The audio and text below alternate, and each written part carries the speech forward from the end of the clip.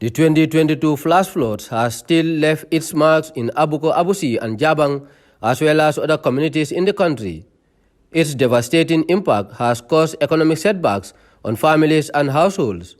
Today's visit by the Emergency Response Task Force, set up by government following 2022 flash floods, led by the Environment Minister Rohijon Manjang, Ibrahim Asilla and Sheriff Abbas Sanyang, Ministers of Works and Lands respectively, went to Bond Road in Banjul, where industrial development is gaining momentum. This has created pressure on the ecosystem, challenging biodiversity including mangroves and the stream where the water flows to the bomb polder. The Tambi wetland is a key strategic for water to be for the wetland, and we cannot compromise. That's why we have all the stakeholders here. We are having the director of Parks and Wildlife to look at also the Ramsar sites, because this is a convention that we signed, and we have to make sure that at least we protect all that the Gambia has signed and ratified based on their membership. At least we look how can we create waterways, sustainable waterways. It's not a matter of that we are going to cancel the allocations. If that's the last result, but that's not our objective for now. We want to make sure that at least let's see how best, hence there's no much structure there. At least it's easier to fix it now. At Kamalo, ministers and technicians discuss on-site ways to put the already cleared field to use according to law. The landscape at Abuko is completely damaged due to blockage of water from the culvert on the main highway, and residents are feeling the pain through economic loss and lives. Similar experience became prevalent at Jabang Social Security Estate following last year's floods. Some houses were demolished to give way for easy movement of the water.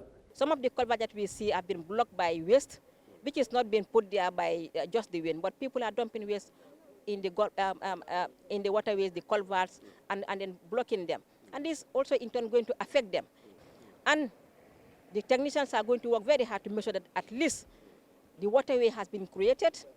I know it's going to be very challenging. Some of them we have already established structures on the waterway, and this needs to go. But we will also work on the compensation plan as well.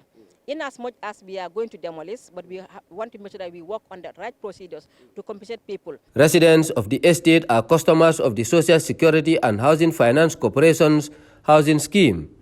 Salum Malang is the managing director, and he assured their readiness to address the drainage problem. The drainage starts from Tauta and ends at Tanje. Jabang is in the middle. If you solve Jabang, you don't solve Tauta, the problem is not solved. So it is about social security, as I told you, and it is being looked at the central government level. In 2020, a study was done, even before this flood was done, and social security sponsored the consultancy. And even as I'm talking to you now, we've allocated some funds for the National Disaster Management Agency, NDMA. Jabang people are our customers. We never turn our back to them. We did our own study. We know those who are deeply affected. The technicians from the NEA, NRA, Social Security and Housing Finance Corporation, Parks and Wildlife will work on a master plan ready to be financed by government to avoid recurrence of the 2022 flash floods.